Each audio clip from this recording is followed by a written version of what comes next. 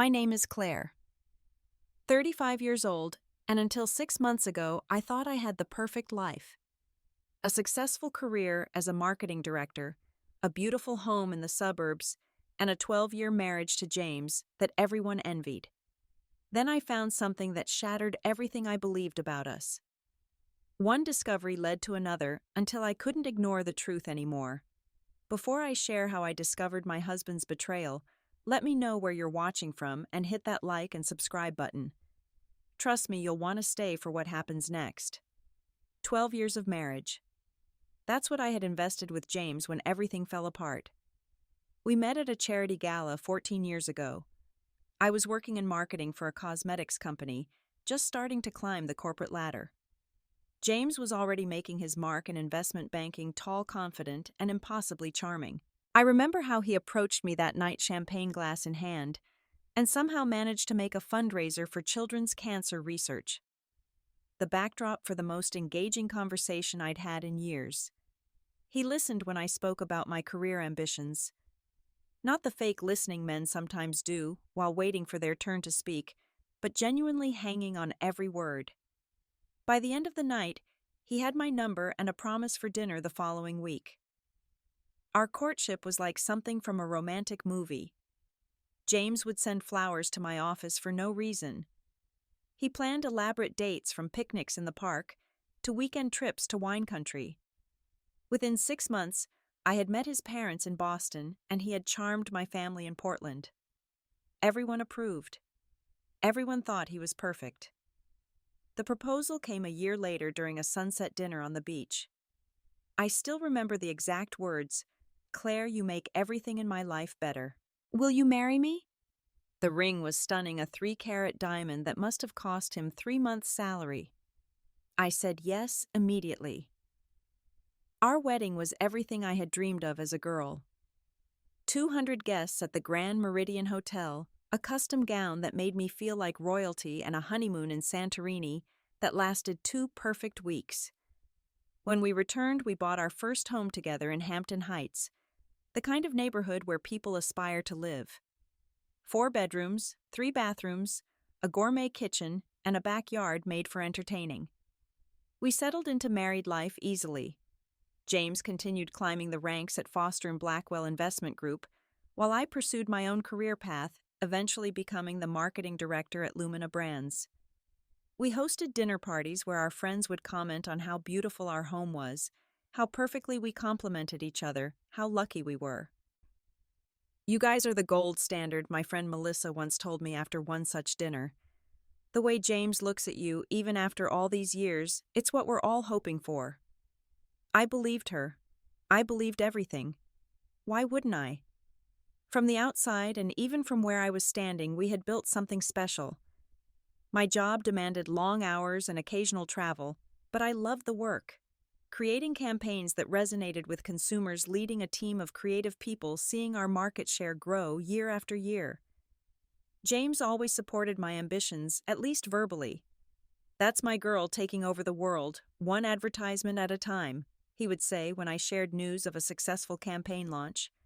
James worked long hours, too. Investment banking isn't known for work-life balance, especially as you move up. There were countless nights when he would text that he was stuck with a client or finalizing an important deal. I never questioned it. His career was thriving, and his ambition was one of the qualities I had fallen in love with. As the years passed, we occasionally discussed starting a family.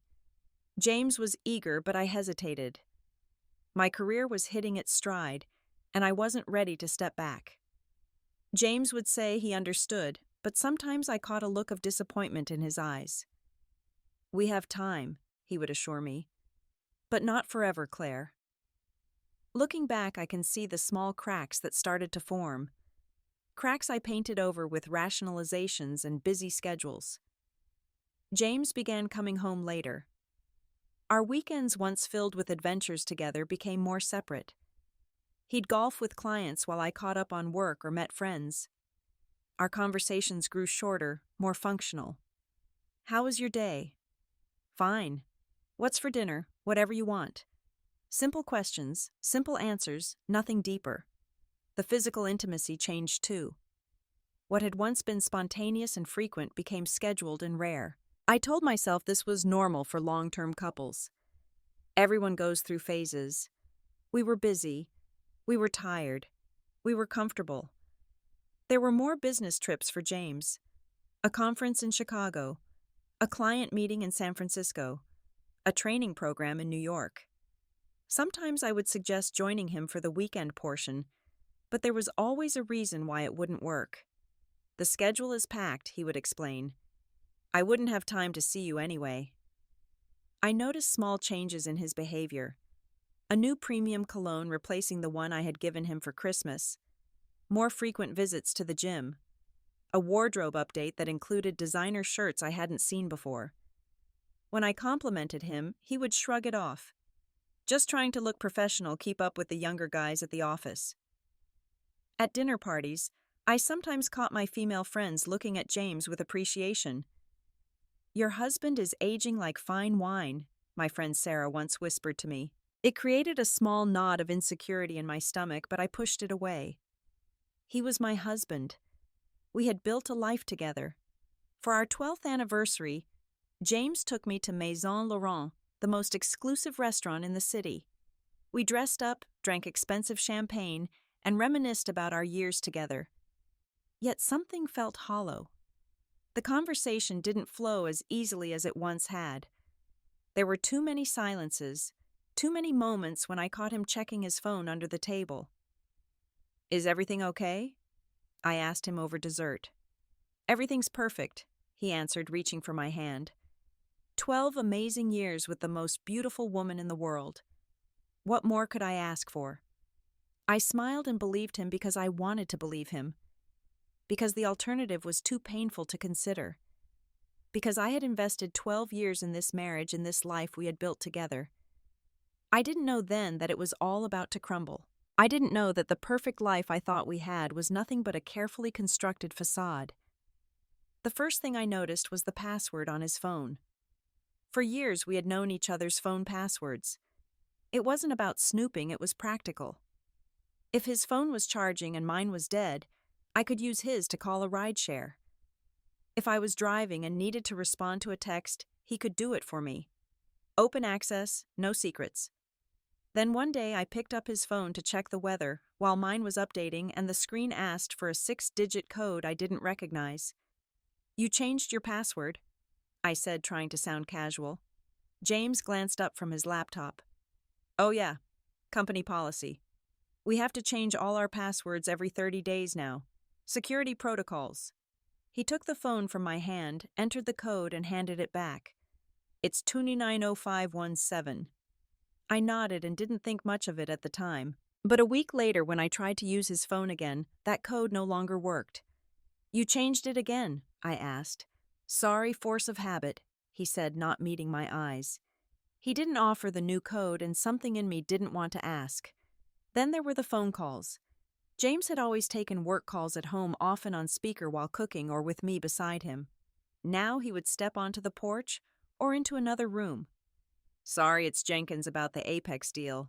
You know how he gets." Or, "It's the team calling about quarter-end numbers. Boring stuff." The new cologne came next. For years, James had worn the same cologne I had given him during our first Christmas together. I loved that scent, associated it with him, with us. Then one day, a different fragrance wafted from the bathroom after his shower. "New cologne?" I asked. "Yeah, I got a sample at Nordstrom. Like it?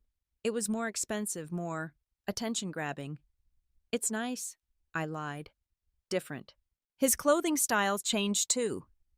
The casual but professional look he had maintained for years gave way to fitted designer shirts, tailored slacks, and expensive new shoes. When I commented, he shrugged it off. "The young guys at the office dress like this now. Gotta keep up appearances." One evening while paying bills, I noticed unusual charges on our joint credit card statement.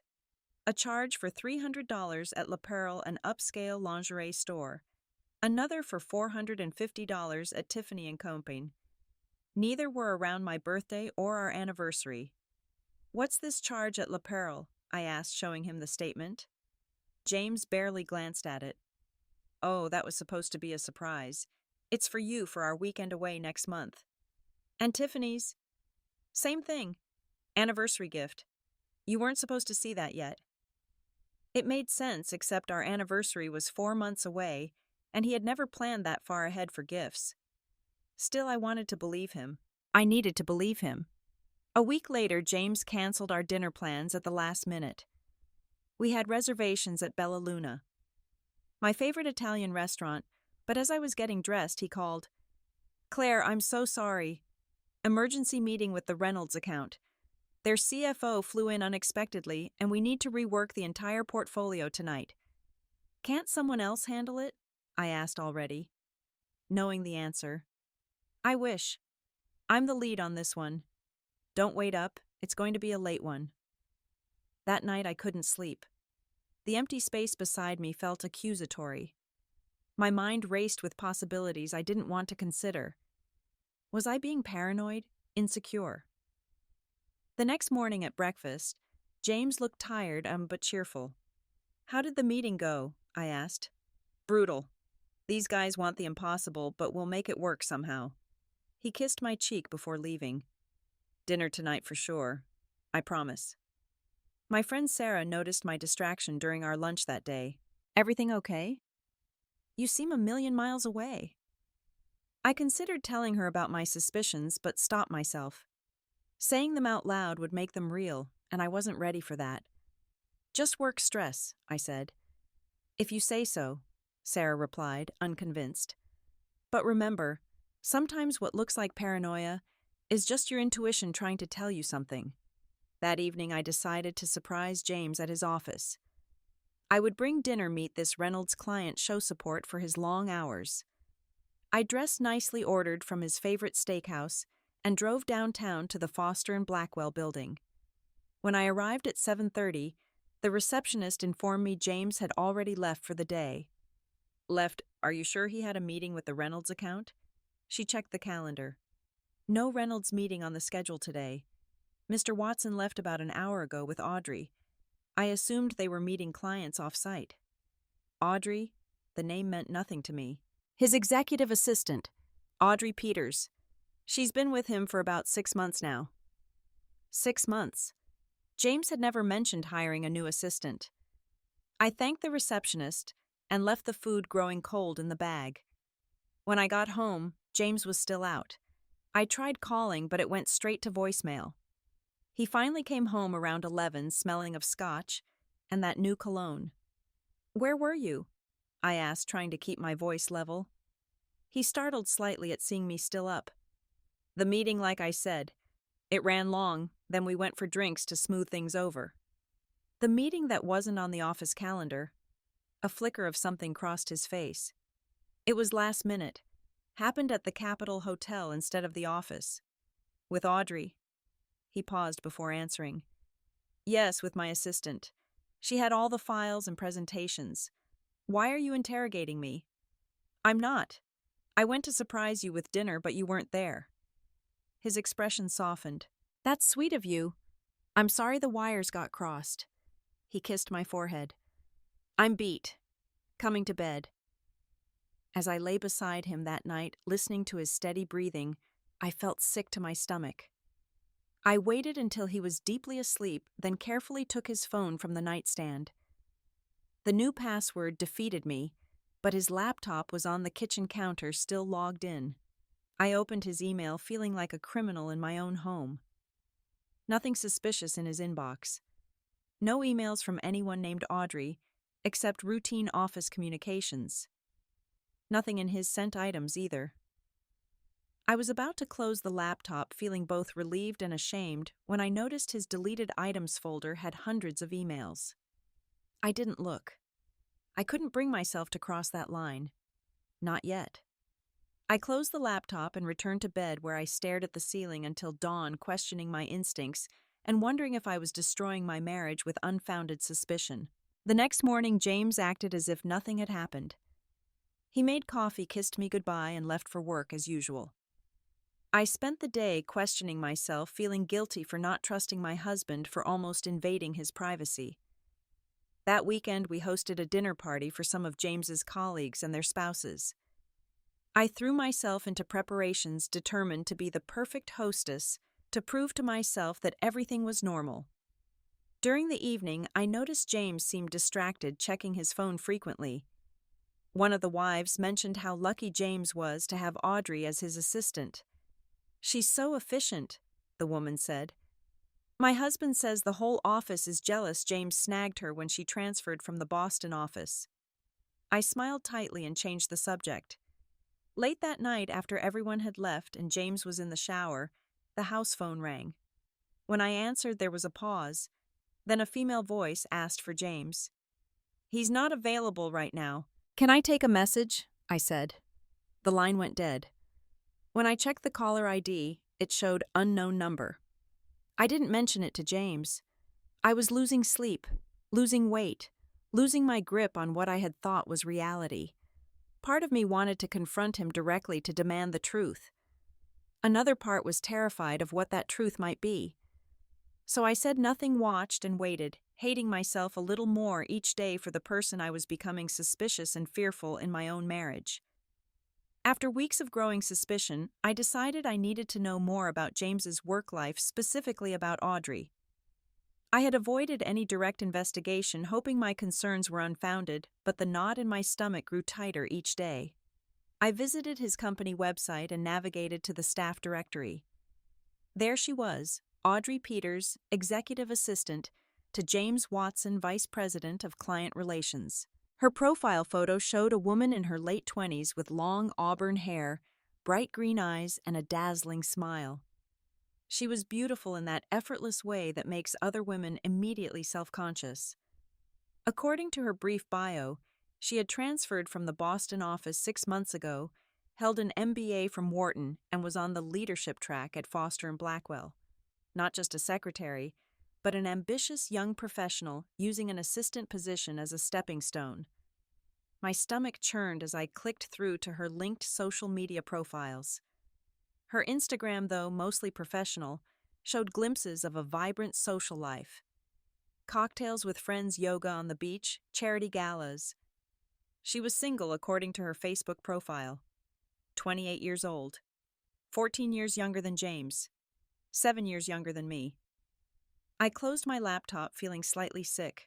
Was I really cyber-stalking my husband's assistant based on nothing but intuition and a few changed habits? What had happened to me, to us? The next day, I decided to bring James lunch at his office. I told myself it was a thoughtful gesture, a way to reconnect during our busy lives. The truth was, I wanted to see them together to observe any dynamics I might have missed. I arrived at Foster & Blackwell's sleek downtown office building at 12:30, carrying takeout from James's favorite sushi restaurant. The receptionist recognized me and waved me through to the elevators with a visitor badge. When I reached the 14th floor, I saw Audrey before she saw me. She sat at a desk outside James's office, leaning forward slightly as she typed, her auburn hair falling over one shoulder. She looked even more striking in person, dressed in a fitted charcoal dress that managed to be both professional and flattering. She looked up as I approached, her expression shifting from professional greeting to recognition, to something I couldn't quite read. Surprise, discomfort. "Mrs. Watson," she said, standing. "What a lovely surprise. James didn't mention you were coming by today." "That's because it's a surprise," I replied, maintaining a pleasant smile. "I brought lunch. Is he available?" "He's just finishing a call. Should be done any minute." She gestured to the visitor chairs. "Would you like to wait? Can I get you anything, water, coffee?" "No, thank you." I sat, placing the takeout bag on my lap. "So you're Audrey. James has mentioned you, but I don't think we've formally met." This was a lie. James had barely mentioned her at all, which now seemed suspicious in itself. "All good things, I hope."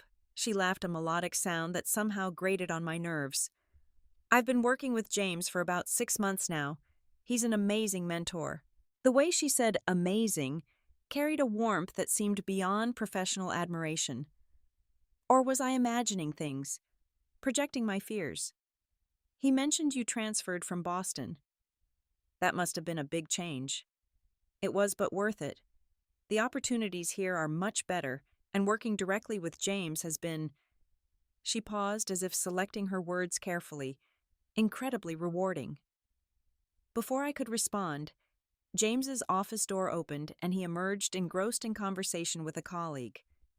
When he looked up and saw me, he froze momentarily before recovering with a smile that didn't quite reach his eyes. Claire, what a surprise. He came over and kissed my cheek, a gesture that felt performative. What brings you here? I held up the bag. Thought I'd bring you lunch. From Osaka. That's thoughtful. But I actually have a lunch meeting in 15 minutes with the Westridge team. Oh, I felt foolish standing there with the takeout bag, aware of Audrey watching our interaction. I should have called first. James glanced at his watch, then at Audrey. Something passed between them, a look that lasted a fraction of a second, but felt loaded with meaning. Audrey, can you reschedule the Westridge lunch? Tell them something came up. Of course, she replied smoothly. I'll move it to tomorrow. She reached for the phone, but not before I noticed a small smile playing at the corners of her mouth. James ushered me into his office, closing the door behind us. Instead of being pleased by the lunch, he seemed irritated, though he was trying to hide it. You should have called Claire. My schedule is packed today. I thought spontaneity might be nice. We haven't had lunch together in months. I set the bag on his desk and looked around the office. It had been redecorated since my last visit, with modern art replacing the traditional landscapes he'd previously favored. I like the new artwork. Audrey helped with that. She has an eye for design. He sat behind his desk, putting distance between us. Look, it's good to see you, but I really am swamped today. I sat across from him. Tell me about Audrey. His eyes narrowed slightly. What about her? You've never really mentioned her before, despite working closely with her for 6 months. Haven't I? She's efficient, smart. On the executive track. What else is there to say? She seems very attentive. James unwrapped his sushi, not meeting my eyes. That's her job, Claire. We ate in uncomfortable silence for several minutes before he said he had a meeting starting soon. The dismissal was clear. I gathered my things, kissed him goodbye, and left, nodding politely to Audrey on my way out. As the elevator doors closed, I caught a glimpse of her entering James's office, closing the door behind her. 2 days later, my friend Melissa called me. Her voice was hesitant, uncomfortable. Claire, I need to tell you something, and I'm not sure how. My heart raced. Just say it, Mel. I saw James last night, at the Granville Hotel bar. He was with a woman, red hair, very attractive. They looked close. Define close, I said, my voice eerily calm despite the rushing in my ears. He had his hand on her lower back. They were laughing, whispering. They didn't see me. I left before they did. She paused. Claire, I'm so sorry. I thanked her for telling me and hung up. That night when James came home late claiming another client dinner, I said nothing. But when he was in the shower, I checked his phone. He had left it on the kitchen counter, and for once it wasn't locked. There were texts from Audrey, nothing explicitly romantic, but the familiarity was undeniable. Great dinner last night. You always know just what to order. Don't forget your dry cleaning today. Blue suit for tomorrow's meeting. Found that scotch you liked. Bottle waiting at my place whenever you want to try it. I scrolled through more messages looking for something definitive, but they maintained a veneer of professionalism layered with personal care that crossed boundaries without saying anything directly incriminating. When James came downstairs and caught me with his phone, his reaction told me everything I needed to know. Pure panic flashed across his face before he controlled it. What are you doing? His voice was calm but tight. I held up the phone. Who is Audrey to you, James? Really? My assistant. I've told you that. He took the phone from my hand. Why are you going through my messages? Because you've been lying to me. Melissa saw you with her at the Granville last night. A business drink.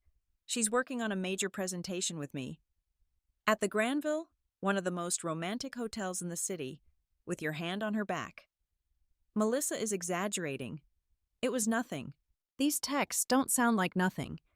They sound like a woman who knows your preferences, your schedule, your life. Better than I do lately. James's expression hardened. You're being paranoid. And invasive. Going through my phone. That's a violation of privacy. Privacy? We're married. We never used to have secrets. There's a difference between secrets and basic boundaries, Claire. I work closely with Audrey. We're friends as well as colleagues. That's it. You're lying, I said quietly. I can feel it. This is ridiculous. I'm not having this conversation. He turned away. I have an early meeting tomorrow. I'm going to bed. I stood in the kitchen shaking with anger and hurt. The most painful part wasn't just the suspected betrayal, but how he had flipped the situation to make me the villain for discovering it. I had become the jealous, paranoid wife invading his privacy, while he was the reasonable husband dealing with my unfounded suspicions. I apologized the next morning, not because I believed him, but because I wasn't ready for the alternative. I wanted more evidence before blowing up my marriage of 12 years. James accepted my apology with smug graciousness, further fueling my determination to uncover the truth. The following weekend, James announced he needed to go to the office to prepare for a major presentation. On Saturday, I asked. The Eastman pitch is Monday. Biggest potential client this year. The whole team is coming in. I offered to bring lunch for everyone, and he quickly declined. No need. We're ordering in. After he left, I drove downtown and parked across from his building, feeling like a character in a bad detective movie. The parking garage was nearly empty. James's car was there, but only a handful of others. Not exactly a full team at work. I waited for 3 hours, alternating between self-loathing for my behavior and steely resolve to know the truth. Finally, I called his office line. After several rings, Audrey answered.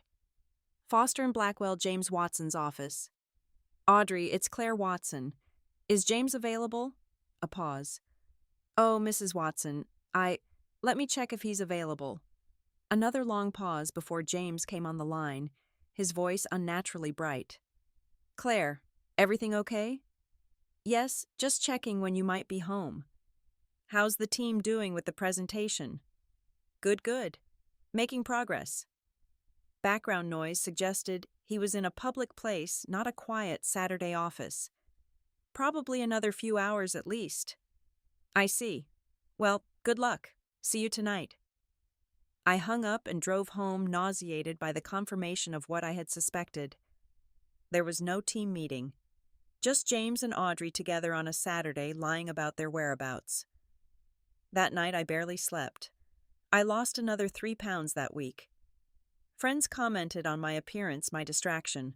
I saw a therapist who suggested my trust issues might stem from my parents' divorce when I was young, projecting old fears onto my marriage. I nodded and paid the bill, but knew this wasn't projection. This was intuition finally breaking through my denial. I tried to be the cool wife, casual and trusting, giving James space while I gathered more information. I hated what I had become, a spy in my own marriage. But I hated even more the possibility that I was being made a fool of by the man I had loved and trusted for 12 years. It was a Tuesday evening when everything finally crystallized. James had texted that he was working late again, a regular occurrence now. I was doing laundry, a mindless task that had become therapeutic in my increasingly chaotic emotional state. As I emptied the pockets of his suit pants, my fingers closed around something small and plastic. A hotel key card. Not a credit card-shaped key, but the more upscale RFID fob from the Grand Metropolitan downtown, one of the city's most exclusive hotels. I stared at it, turning it over in my hands. There was no legitimate business reason for James to have a room there. Foster and Blackwell had corporate accounts with 2 other hotel chains they used exclusively for visiting clients. That night I waited until James was asleep, his breathing deep and regular. I crept downstairs to his laptop, which he had carelessly left open on the kitchen counter. It was locked, but after 12 years of marriage, I had a good guess at his password variations. On the 3rd try, I was in. Rather than checking his email program, which I suspected he was careful about, I went directly to his web browser history. He wasn't as careful there. Among visits to financial sites and sports scores, there it was webmail access to a Gmail account I didn't recognize, jwatsonpersonal@gmail.com. The account was still logged in. My hands trembled as I clicked on the inbox. Hundreds of emails exchanged with Audrey Peters, fb@gmail.com. I opened the most recent thread. The first message from Audrey. Missing you already. Yesterday was incredible. Same time Thursday. James's reply. Counting the hours. Booked room 1214 again. Told Claire I have a client dinner. Getting harder to make excuses. Audrey. We won't need excuses much longer. Just be patient. I scrolled through more emails, each more damning than the last. Explicit messages about their encounters. References to my work schedule planning their meetings around my absences. Photos I couldn't bring myself to open. Messages going back 6 months nearly from the day Audrey had started working for him. Worst of all were the personal comments. James complaining about me. Claire's so wrapped up in her career she doesn't notice anything. Audrey responding, her loss. I notice everything about you. James writing, sometimes I can't believe how controlling she's become. So different from when we met. Audrey's response, you deserve someone who appreciates your freedom, your spirit. Then the final blow from 2 weeks ago. James, she's getting suspicious. Asked about my phone password. Asked about you. Audrey, what did you say? James handled it. She's clueless. Apologized for snooping.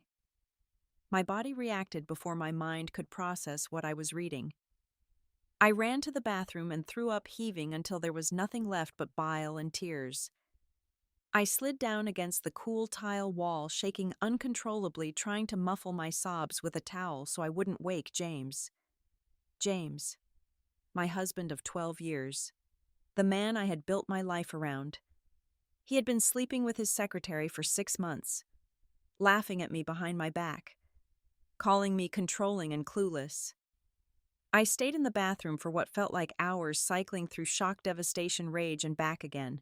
When I finally emerged, my face was puffy and red, but James was still sound asleep, oblivious to the fact that our marriage had just imploded. I didn't wake him. I didn't scream or throw things, though every cell in my body wanted to. Instead, I went to the guest room and stared at the ceiling until dawn, thinking about 12 years of memories that now felt tainted, wondering how I had missed the signs, how long I would have remained in the dark if I hadn't found that hotel key. In the morning, James acted completely normal. He kissed my forehead, commented that I looked tired, and left for work with his usual, "Love you, see you tonight." I nodded mechanically, unable to form words, watching this stranger who wore my husband's face walk out the door. I called in sick to work, something I rarely did. Then I sat at the kitchen table, methodically planning my next steps. I could confront him immediately, but part of me wanted more evidence. Definitive, undeniable proof that would prevent him from gaslighting me again. I showered, dressed, and drove downtown, parking near James's office building. At 11:30, I saw him emerge and walk briskly toward the nearby Grand Metropolitan Hotel. I followed at a distance, watching him check his phone, smiling at whatever message he received. 10 minutes later, Audrey exited the same building, taking a different route to the same destination. I waited another 15 minutes, then entered the hotel myself. The elegant lobby was busy with business travelers and tourists. I took the elevator to the 12th floor and walked slowly down the hallway, not entirely sure what I was doing or what I hoped to find. Near the end of the corridor, I heard familiar laughter. I froze, then moved closer to room 1214. Through the door, I could hear James's voice, then Audrey's response, followed by more laughter. I stood there, my ear practically against the wood, feeling sick and dizzy. Then I heard sounds that confirmed everything beyond doubt. The murmur of intimate conversation, a giggle, the unmistakable sounds of passion. I backed away from the door, tears streaming down my face. I had my confirmation, but it brought no relief, only crushing pain. I took the stairs down rather than wait for the elevator needing to move to get away before I did something I might regret, like pounding on the door and creating a scene. I drove aimlessly for hours, crying until I had no tears left, then sitting in numb silence. Eventually, I found myself at the ocean, our special place where we had spent countless sunsets during our early years together. I watched the waves crash against the shore and felt something inside me harden. The devastation was still there, but it was being overtaken by a cold, clear anger. By the time I returned home, the house was still empty. I went directly to James's home office and began searching methodically. In the back of a filing cabinet, I found a small box containing receipts for gifts. I had never received dinner dates that weren't with me and the Tiffany receipt for my credit card statement. It was for a delicate silver bracelet with a heart charm. The gift message slip read, "To Audrey who holds my heart, J." I also found a folder of printed emails, older ones from when their affair began. Audrey thanking him for a perfect weekend in wine country, describing how much better it was than any business trip. James responding with promises of more getaways, more time together once things were settled. What things was he planning to leave me? Had they been discussing our marriage ending while I remained completely unaware? I sat on the floor of his office surrounded by evidence of his betrayal, and something inside me finally broke completely. The last threads of the marriage I thought I had, the life I had believed in, disintegrated like ash. When I heard James's key in the lock hours later, I had already moved to our bedroom, hiding the evidence I had gathered. I couldn't confront him yet. Not until I knew exactly how I wanted this to end. Not until I had a plan that would ensure he felt even a fraction of the pain and humiliation I was experiencing. As he called my name, climbing the stairs with the confident stride of a man who believed he had gotten away with everything, I turned my face to the wall and pretended to be asleep. He slipped into bed beside me, smelling of unfamiliar perfume and lies, and I lay perfectly still, plotting my response to the destruction of my marriage. The next morning, after James left for work, I called my closest friend, Rachel. She arrived within 30 minutes, finding me sitting at the kitchen table, surrounded by printouts of emails, receipts, and a timeline I had constructed of the affair. "Oh, Claire," she whispered, scanning the evidence. "I'm so sorry." 6 months, I said, my voice eerily calm. 6 months of lying to my face, sleeping with his secretary in luxury hotels, while I worried about our marriage. Rachel sat beside me, placing her hand over mine. "What are you going to do?" "I don't know yet. Part of me wants to just pack and leave, serve him divorce papers, and never speak to him again." I shuffled the papers. "But another part wants revenge," Rachel finished for me. I nodded. "Is that terrible? That I want him to hurt like I'm hurting?" "No, it's human. But be careful. Whatever you do, make sure it doesn't harm you more than him in the end." We spent hours talking through options. Traditional confrontation, where I would lay out the evidence and watch him squirm. Private investigator to gather more proof for divorce proceedings. Lawyer first, confrontation later. Each scenario felt somehow insufficient for the magnitude of the betrayal. "I want more than a quiet exit," I finally said. "I want them both to face consequences for what they've done. Not just to me, but to the vows we made, to the life we built." That afternoon, after Rachel left, I began methodically researching Foster & Blackwell's company policies. Most large financial firms had strict rules about supervisor-subordinate relationships, especially in the Me Too era. It took only 20 minutes of searching their public website to find what I was looking for: a comprehensive code of conduct that explicitly prohibited romantic relationships between managers and their direct reports.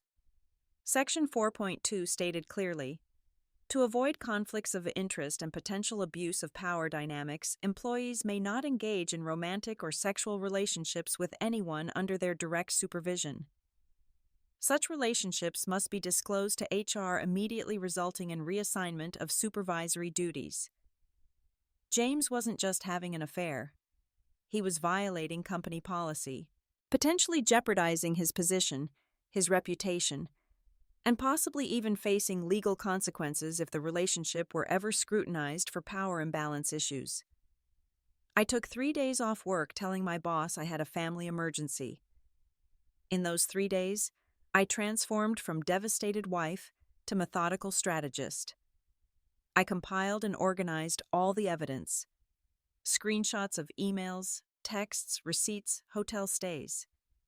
I tracked patterns, noting how James's late meetings corresponded with Audrey's social media going silent on the same evenings.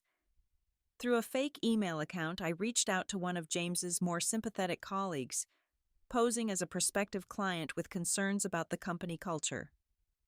The response confirmed what I suspected: James and Audrey's relationship was an open secret in the office, with most staff uncomfortable but unwilling to report their boss. "Everyone knows they're together," the colleague wrote. "She's been bragging to the junior staff about dating the VP. It's created a toxic environment, especially for the other women in the department who wonder if sleeping with the boss is now a career advancement strategy."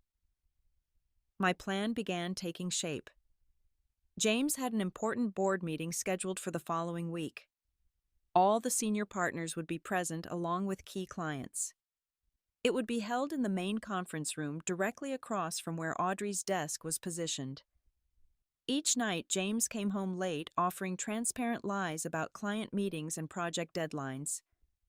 I pretended to believe him, playing the role of trusting wife while secretly collecting more ammunition.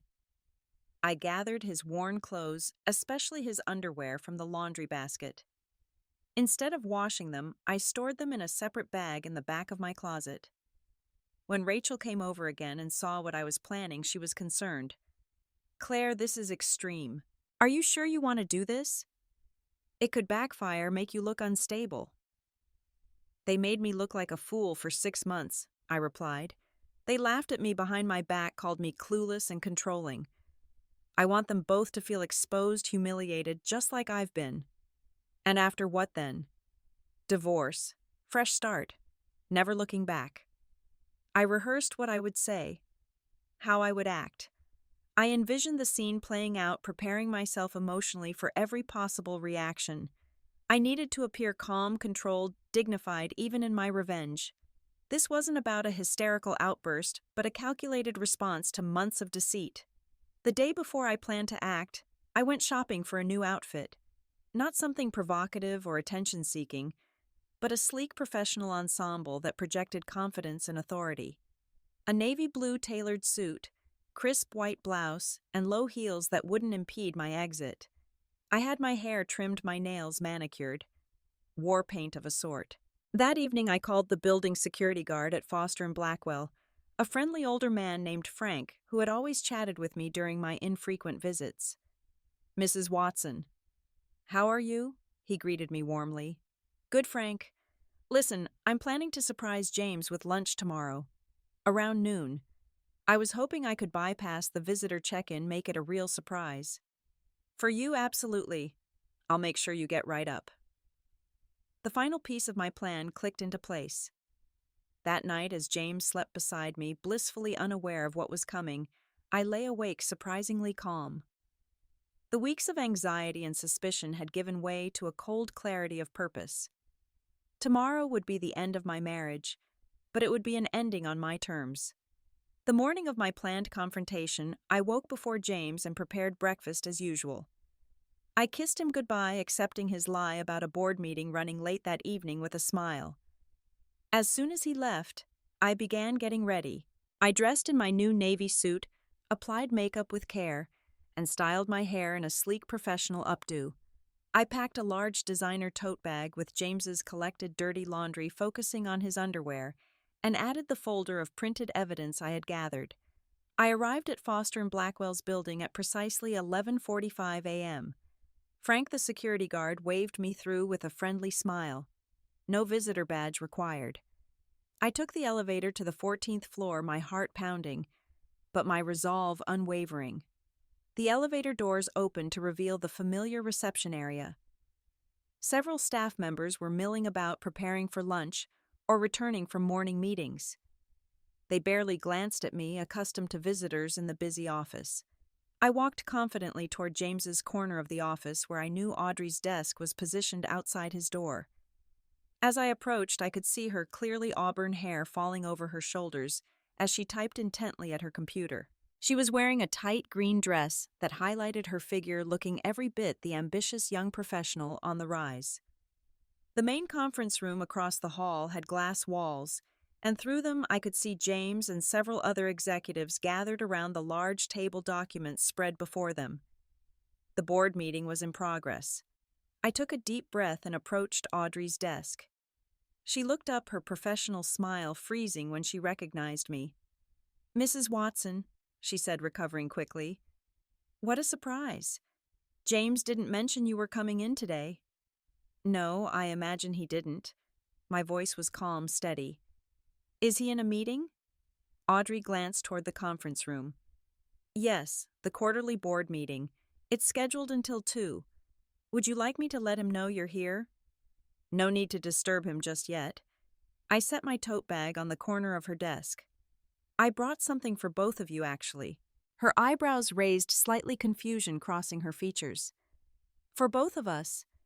"Yes, a little gift to acknowledge your relationship." The color drained from her face. "I don't know what you're talking about." By now, several nearby employees had noticed our interaction, their attention drawn by the tension radiating between us.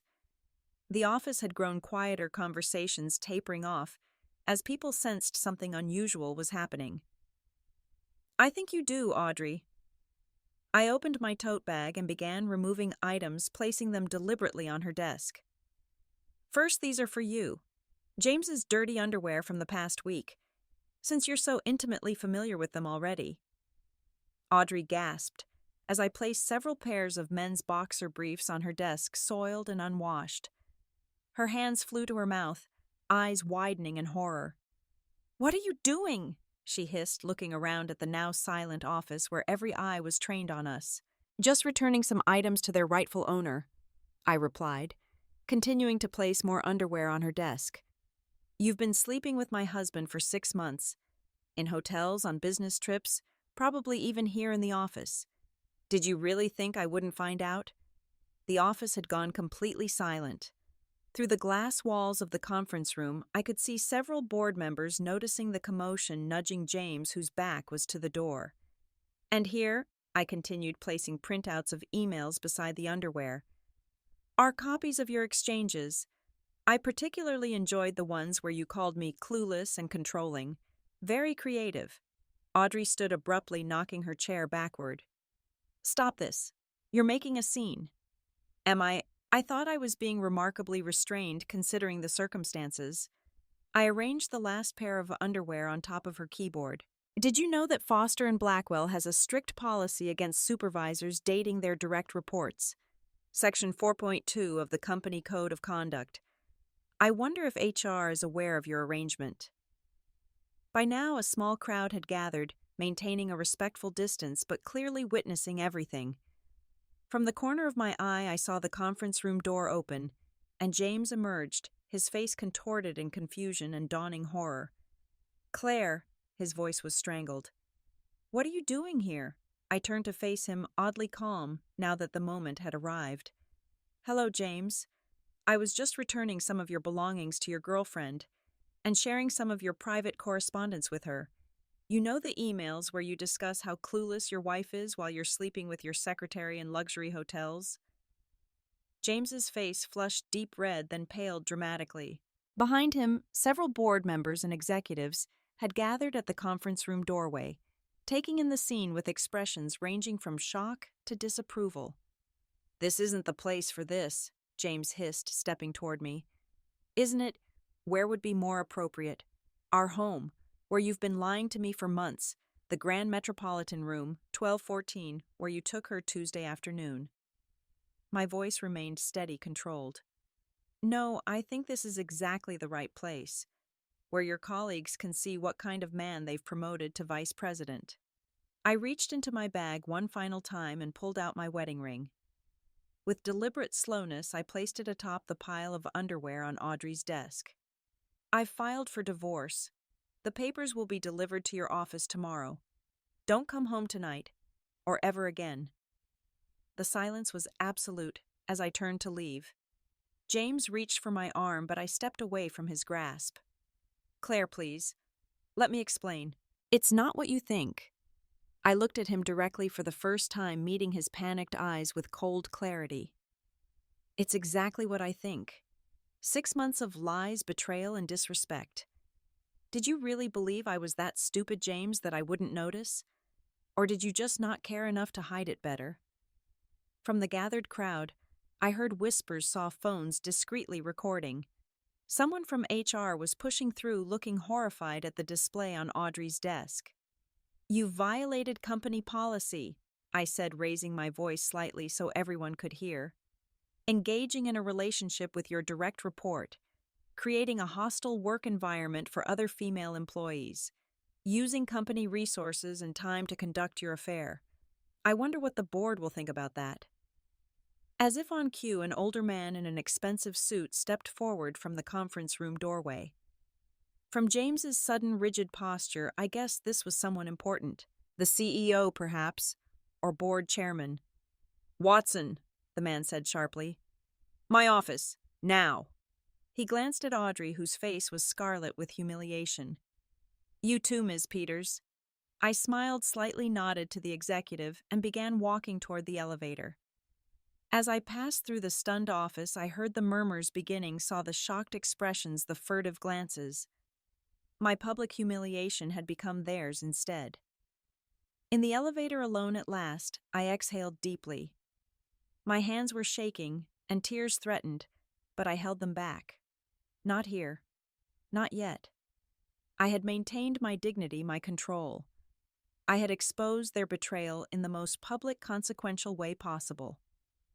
As I crossed the lobby, Frank, the security guard, gave me a concerned look.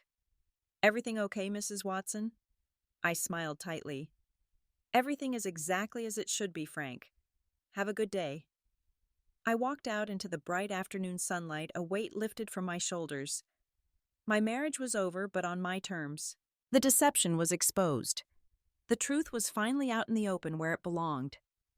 By the time I reached my car, my phone was buzzing with messages. News traveled fast. My revenge was complete. Now the healing could begin. The hours after I left Foster and Blackwell were a blur of activity. My phone exploded with notifications, calls, and texts. James called 17 times in the first hour alone. I sent each one to voicemail. His texts grew increasingly desperate. Please come home so we can talk. I can explain everything. Don't throw away 12 years over one mistake. I love you, Claire. It meant nothing. I turned off my phone and checked into the Madison Hotel across town, not wanting to be home when James inevitably showed up to plead his case. I asked the front desk not to confirm my stay to anyone who called, and they agreed, the clerk's sympathetic expression suggesting she had seen this scenario before. In my room, the adrenaline that had carried me through the confrontation finally wore off. I collapsed onto the bed and sobbed until my throat was raw and my eyes swollen. 12 years of marriage. Gone. Destroyed by James's selfishness and my own unwillingness to be made a fool of any longer. Around 7 that evening, I finally turned my phone back on. 23 missed calls from James.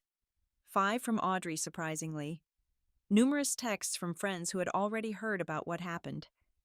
Word had spread like wildfire. One text from Rachel stood out. Footage of your exit is circulating in the financial district. You're a legend. Call me when you're ready. I hadn't considered that someone would record the confrontation, but of course they had. In the age of smartphones, nothing remained private for long. Another text from a number I didn't recognize. Mrs. Watson, this is David Lennox, head of HR at Foster and Blackwell. Please contact me at your convenience regarding today's events. I ignored them all and ordered room service, though I could barely eat. That night I slept fitfully, waking every hour with fresh waves of grief and anger.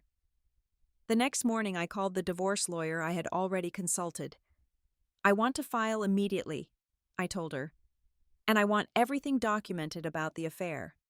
It violated company policy. He used company resources to conduct it. Already on it, she assured me. The papers will be served today. And Claire, what you did was gutsy. Most clients just slink away. You made sure there were consequences.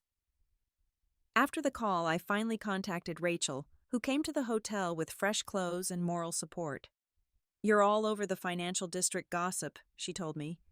Someone recorded your speech and James's reaction. It's not on social media, thank God, but it's being passed around privately. The general consensus is you're a badass and he's an idiot. And Audrey, apparently transferred to a different department immediately, demoted too from what I heard. And James? Rachel hesitated. Suspended pending investigation. The board is furious about the policy violation, especially since some female employees have now come forward about feeling pressured to advance through similar means. It's becoming a bigger scandal than just your marriage. I stayed at the hotel for 3 days before returning home to pack. James had moved out most of his essential items, leaving a note I didn't bother to read. I threw it in the trash unopened. The following weeks were a blur of practical matters: hiring movers, finding a new apartment, dividing assets through our lawyers.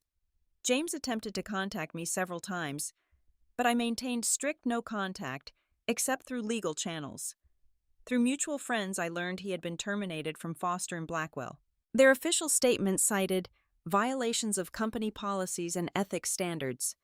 The scandal had effectively ended his career there, though someone of his experience would likely find another position eventually. I threw myself into work, grateful for the distraction. My boss had been surprisingly understanding, offering flexible hours and support. Take whatever time you need, she said. Just don't let him take your career too. Friends divided along predictable lines. Couples we had known together mostly faded away, uncomfortable with choosing sides. My individual friends rallied around me with wine nights, distractions, and shoulders to cry on when needed. My family flew in from Portland, my mother and sister creating a protective cocoon around me for a week. I always thought he was too polished, my sister confessed.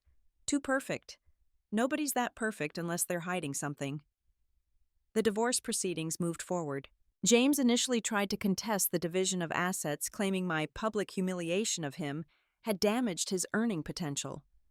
My lawyer laughed this out of court, countering with the documented evidence of his infidelity and company policy violations. In the end, we settled relatively quickly. Neither of us wanted a protracted legal battle airing more dirty laundry than I already had.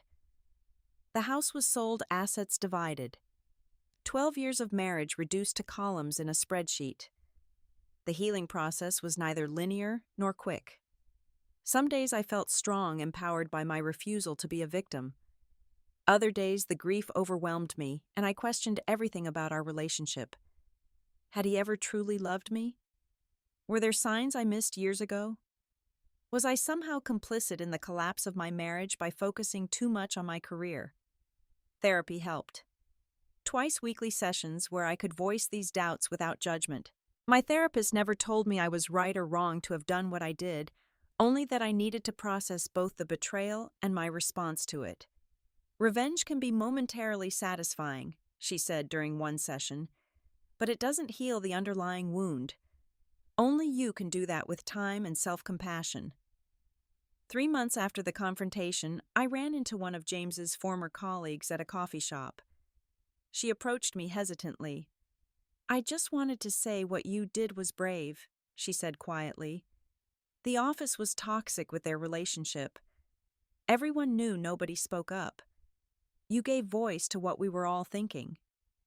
Her words were unexpectedly healing. My actions hadn't just been about personal revenge, but had exposed a broader problem. Sometimes the truth needed to be dragged into the light, no matter how uncomfortable. I began exploring interests I had set aside during my marriage. I joined a hiking club, meeting new people who knew nothing about my past. I took a painting class, discovering a latent talent and therapeutic outlet. I reconnected with old friends from before James, women whose careers had taken them in different directions. but whose spirits remained familiar and comforting. 6 months after filing for divorce, the papers were finalized. I was officially no longer Claire Watson, reverting to my maiden name, Claire Anderson.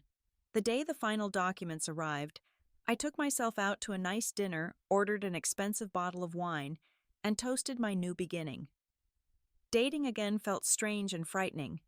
The first few attempts were disasters, more about proving I could attract someone than genuine connection.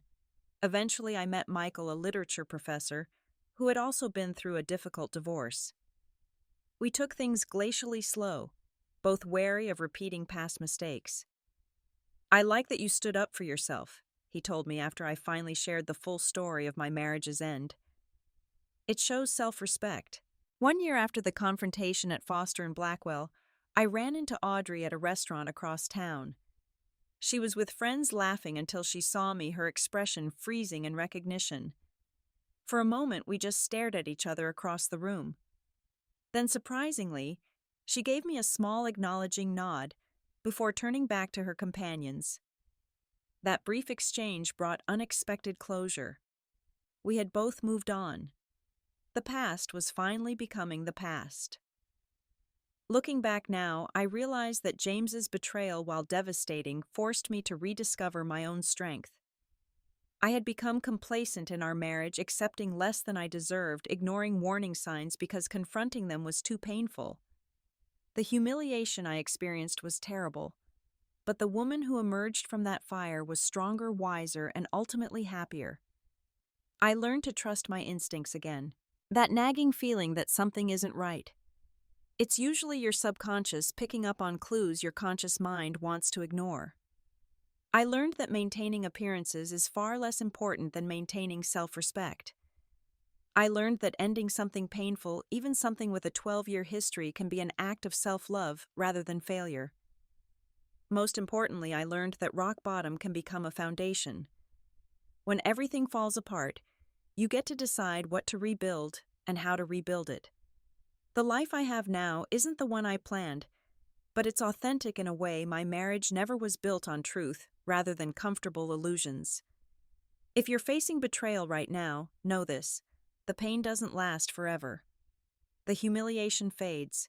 The questions eventually find answers or cease to matter. What remains is the person you choose to become through the process.